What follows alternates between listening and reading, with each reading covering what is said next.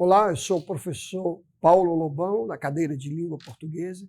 Estou aqui em nome da banca, que compõe toda a equipe de professores do Farias Brito.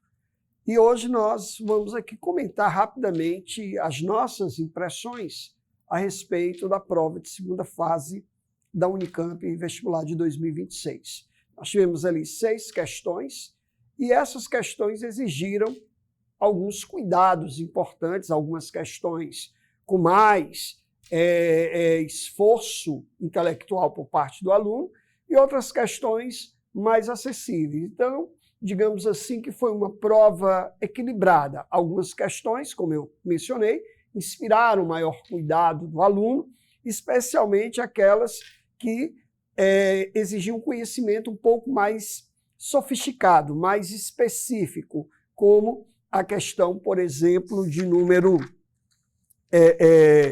a questão de número 2, que vai exigir o conhecimento por parte do aluno de momentos específicos das imagens que estão aqui propostas. Mas vamos já passar por elas. Então, as questões elas apresentaram ali algum grau de dificuldade. O aluno tinha que elaborar ali um texto, né, dissertando sobre aquele comando exigido a partir do texto ali que estava como referência.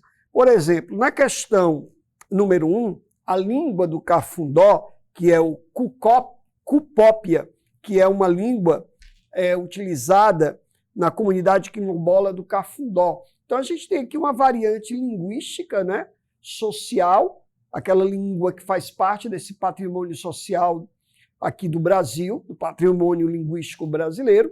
E nessa questão, observe que, além da questão da variação linguística que nós temos aqui, também a questão da ampliação do léxico, né, do idioma, constituindo esse grande patrimônio linguístico. Então, a questão ali um pouco mais problemática, que exigia este esforço de compreensão e, claro, a elaboração de respostas que, de fato, estariam ali relacionadas com esse processo da ampliação do nosso léxico, bem como da ampliação desse patrimônio linguístico representativo, né, da língua brasileira, do grande patrimônio linguístico brasileiro.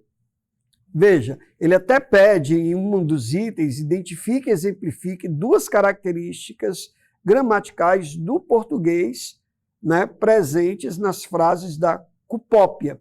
Dê uma resposta na tabela. Então, você tem aqui, né, efetivamente, a exigência de que você identifique os aspectos gramaticais aqui presentes nessa variação linguística, né, de uma comunidade quilombola lá na região do Cafundó. Daí o nome, a língua do Cafundó.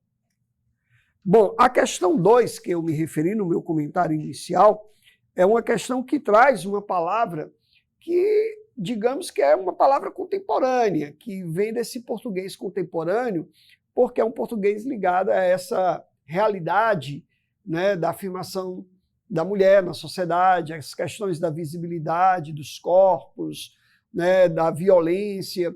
Então, aqui, o nome do texto é ginecropolítica, né? A ginecropolítica foi aqui um termo exigido que o aluno identificasse os elementos que compõem essa palavra. A palavra gino, que vem do grego, né, que está ligada ao corpo feminino, a palavra necro, que está ligada a morto, né, e política, que é aquilo que está ligado ao poder.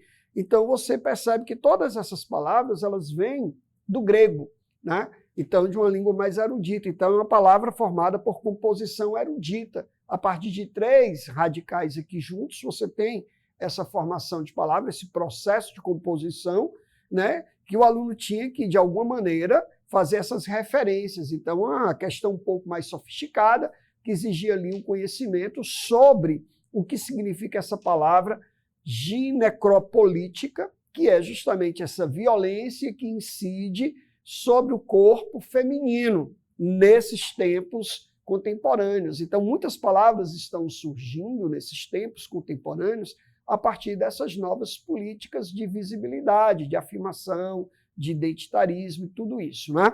Então, é uma questão que vai ali realmente exigir um conhecimento um pouco mais sofisticado. Então, dava um pouco mais de trabalho para o aluno. Na sequência, nós temos a questão de número 3, que foi uma questão sobre a obra Vida e Morte de M.J. Gonzaga de Sá, que é um livro do Lima Barreto, publicado ali no início do século XX, que retrata o Rio de Janeiro da Primeira República. É um romance que focaliza e coloca em discussão questões sociais, como o racismo, a burocracia e a própria perda da identidade urbana do Rio de Janeiro, aquela ideia de uma cidade que está em transformação. E é um romance inovador, porque ele não tem um enredo ali estruturado como os romances tradicionais, ou mesmo como os próprios romances do Lima Barreto. Então, nós tivemos aqui 2 itens, A e B, explorando aqui o texto, um recorte de um texto desse romance, então passeando ali por uma das obras indicadas pela Unicamp. Na sequência, meus caros alunos, nós tivemos a questão de número 4. Essa questão de número 4 também vai passear por uma dessas obras indicadas. E a obra é a obra Olhos d'Água, da Conceição Evaristo, essa escritora famosíssima que tem dado grande contribuição para essa literatura que coloca em evidência esta comunidade, que coloca em evidência toda essa sociedade, muitas vezes submetida ao sofrimento, à invisibilidade, ao racismo.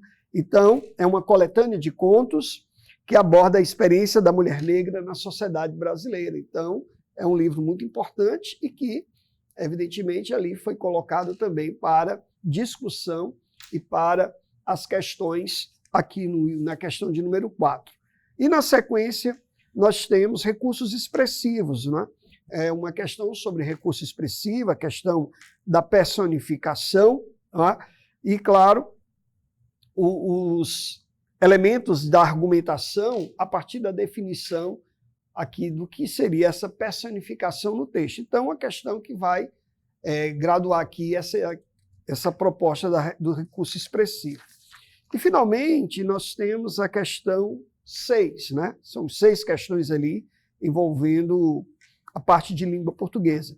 E na questão 6 nós temos aqui um pequeno trecho falando sobre uma senhora chamada Patrícia Xavier, que é uma mulher que nasceu na periferia de São Paulo, e uma mulher negra, mãe solo de 3 filhos e empreendedora, faz bolos e doces para a festa, das aulas online de confeitaria, participa de feiras. Então, aqui, explicando para mim quem é esta mulher, Patrícia Xavier, que é uma mulher negra que, para sobreviver, tem que fazer o seu corre.